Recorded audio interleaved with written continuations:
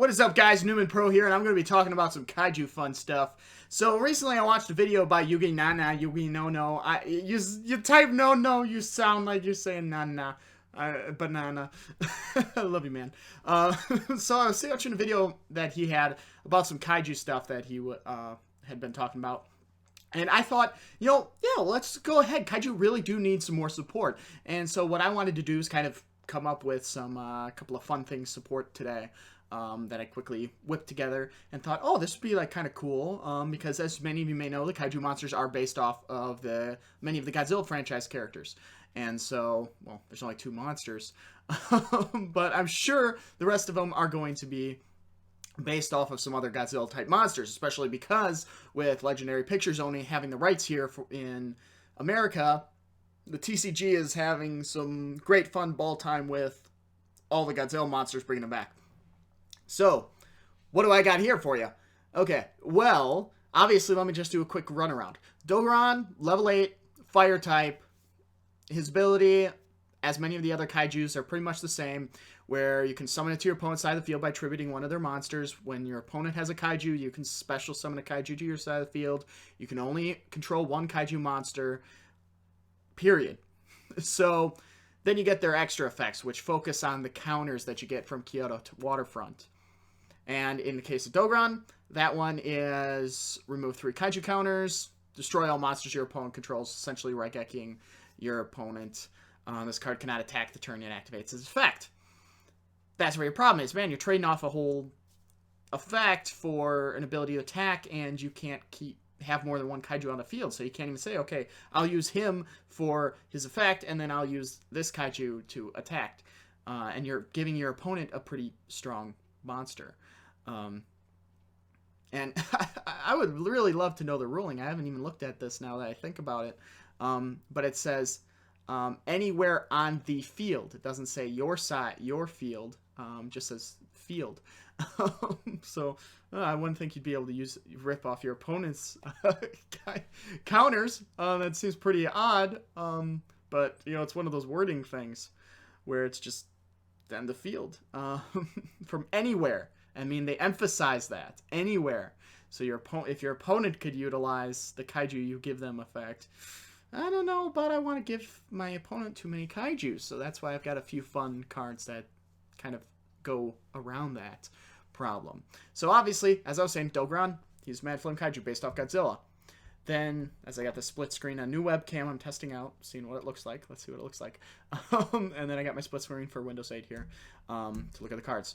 And then Komungus, the sticky string kaiju, same effect, except the once per turn, well, actually, not even once per turn. It's just while your opponent normal summons or special summons a monster, you can remove 2 kaiju counters to negate for the rest of that turn until the end of the next turn. That monster cannot attack, and its effects are negated. Amazing effect, in my opinion. Really, really cool. He's level 4, Earth type, insect, based off of the spider from the Godzilla series as well. So that sounds pretty fun. I like that card. Next, obviously, is the field spell, which is like Toon Kingdom to this thing. Kyoto Waterfront is the Toon Kingdom, except it can protect itself with its own counters. You send any card that goes from the field to the graveyard, you get to put a counter. So pretty much you can fill this sucker up like no problem. You use Dogoran's effect. Bam, you just knock out 4 of your opponent's monsters. Well, again, it's that concept of the field, sent from the field to the graveyard. 4 monsters you just knocked off with his effect. Well, there you go. Bye-bye, 4 counters back. So I just replenished my counters like that. So this field spell is pretty broken, in my opinion. But there's got to be ways to make this more broken. If Toons had this effect where it could remove 1 counter, or it could send a card from your deck, banish it face down to protect itself, I think Toons would have a really good chance at going meta. Especially Stun Toon. So, that's that. Obviously, we're all caught up to speed on that then. Kyoto Waterfront. The field spell's important. So, kind of, let's see what my cards went into. So, my cards are all, again, based off Godzilla monsters. So, Triatama, the Lightning Kaiju. This is a light attribute, level 8, based off King Ghidorah, Dragon Synchro. Requires one Kaiju tuner, which I'll get into, plus one or more non-tuner monsters. You can discard one card to have this monster attack an additional time this turn, but the original attack is halved. This effect can be used up to twice per turn. You can only control one Kaiju monster. So in this sense, the attack is halved. It doesn't double up on itself if you use the effect twice. So if you want to attack 3 times, as in the 3 heads of King Ghidorah, you discard 2 cards from your hand. You can attack the first time with 3,000. Well, actually, no, because of the way I phrased it here. I wanted to phrase it so that each additional attack, he only has 1,500. But, you know, the way I wrote it here, it's, I forgot about that. The way I wrote it is that he's 1,500, but it can attack 3 times. I want him to be able to attack at least once with his 3,000 beats, and then the extra 15. Or maybe that is the right way to word it. I am not the greatest at wording these cards. I don't do the job for a living, so I don't think about how to word it properly. But essentially, it is a card that you can get on your side of the field. And maybe you need to use the mechanic to get it onto your opponent's side, get a Kaiju on your opponent's side to bring out a Kaiju, whatever. That's what you're going to do. But it's going to have that benefit where he overcomes, I'm limited to 1 Kaiju on the monster on my side of the field, but I can attack 3 times. I'm good. Okay. Next is, I want to have some fun ritual stuff in here. So I went with Mechanistic Rebirth. It's based off of the concept of using Godzilla's bones to create the new version of Mechagodzilla. So in the 2000 series, that's how they decided to go about with that then, infusing his bones and spirits with DNA and everything. Fun. This card is used to ritual summon Mecha Dogaran, the metal Kaiju. You must also tribute monsters from your hand or field whose levels equal 8 or more, which either is your King Ghidorah-like monster, which is like Mecha King Ghidorah, if you use that effect on him then, if you want to tribute him for the ritual. If you tribute Dogaran, being the only level 8, there you go. Perfect matchup. Then, of course, you have Mecha Dogaran, the metal Kaiju. Mechagodzilla, of course. I like the image from the original Alien Mechagodzilla. I like that better. It's funner. This card can be only ritual summoned with the ritual spell card, Mechanistic Rebirth. You can only control 1 Kaiju monster, still that limitation on them. Once, but in this case, since it's a ritual, you don't need to. You can use the field spell instead of having to summon a Kaiju to your opponent's side of the field. You can only control 1 Kaiju monster. Once per turn, you can remove 5 Kaiju counters from anywhere on the field, destroy all other cards on the field. That is Judgment Dragon's effect in a nutshell. Except you're not paying 1,000 life points, which 1,000 life points is minuscule. If you can have 3 Judgment Dragons playable right now and only have to pay 1,000 life points to nuke the field and then special summon, bang, done like that, I think this card is not broken at all then in that sense. So pretty much the problem with it, though, is you're giving up Kyoto Waterfront, because once you remove those 5 counters, since it can only hold 5 counters maximum, it's going to get destroyed in the process. Because it's not like, okay, this card gets destroyed, this one monster, oh look, my counter goes back on. No, the effect has to go through first. So you end up losing your all-important field spell.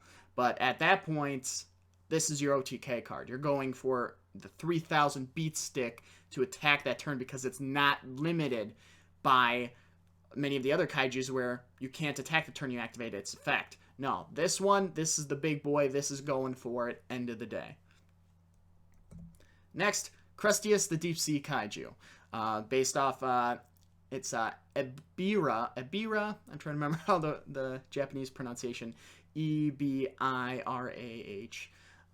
Maybe Ibira is the way I've always heard it. I think from the movie. I've got every movie but Megalon. So, on DVD in my shelves over there. So you can't see behind the card now. It's a water level 6, so lower than 8, which you're gonna need for that synchro summon. Aqua type, same effect as many of the other Kaiju. Could tribute your opponent, summon it to their side, summon it to your side, whatever. You can only control one Kaiju monster. Once per turn, you can remove 2 Kaiju counters from anywhere on the field, target 1 card on the field, and return it to the owner's deck. Shuffle the deck, then the owner draws 1 card. This card cannot attack the turn you activate this effect. So pretty much it's a pop 1, draw 1. And you can even pop, since it is designed to have owner, you could pop your own card and draw a card, for yourself if you would rather pop, something that you don't want in your hand, maybe one of the ritual spells, set it, pop it, send it back to the deck, draw something new. Maybe that's going to be more beneficial to you then, like maybe another Kaiju monster or something else. Because I can't fill up the whole deck here with Kaiju. You'll need to have some staple cards in there.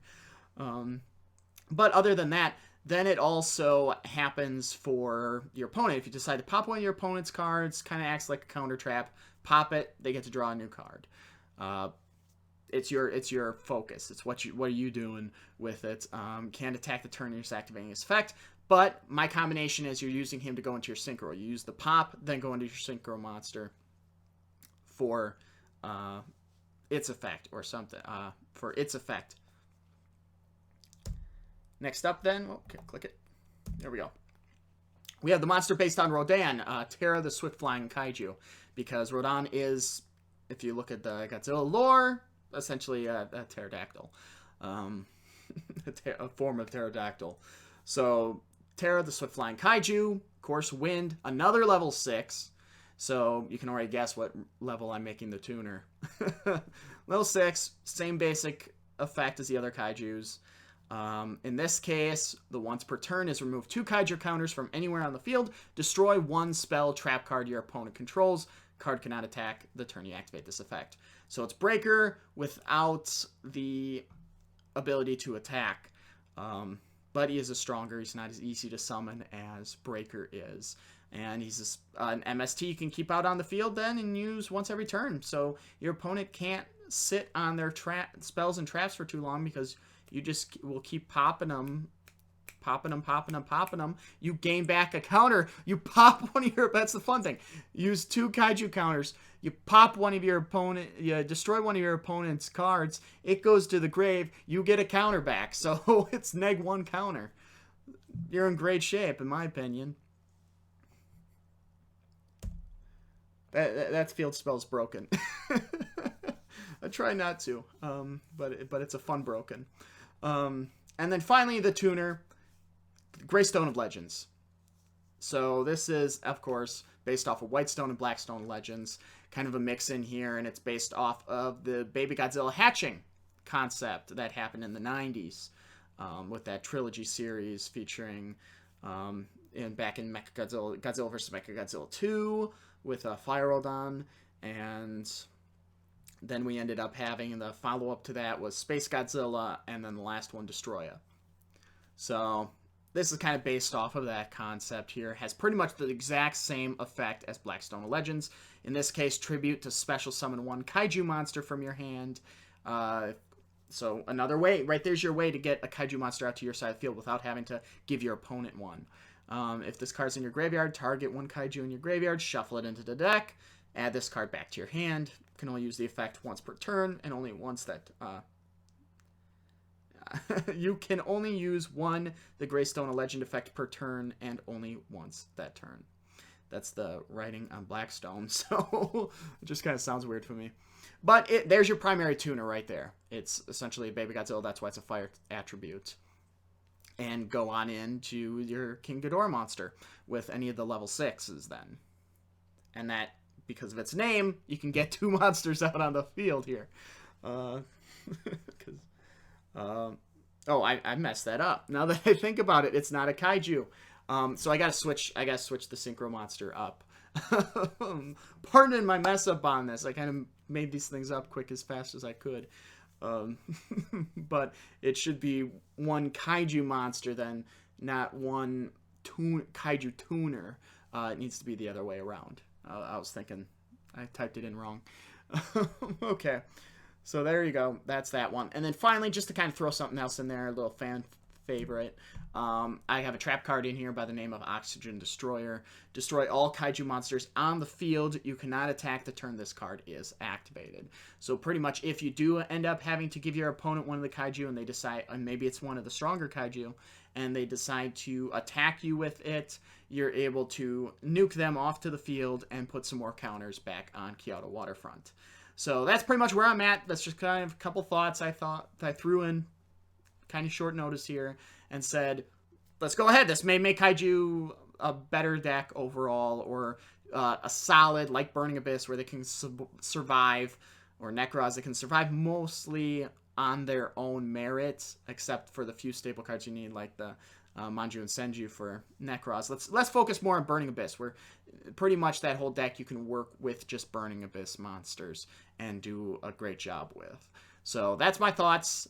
Be sure to leave a comment in the description. Be sure to leave a comment. Let me know what kind of cards that may be fictitious or that actually do currently exist that would work great as a Kaiju archetype specific design. So primarily maybe traps or spells, but I want to see some Kaiju specific cards. So leave a comment on your own designs for that. Be sure to like and subscribe, and I'll see you later.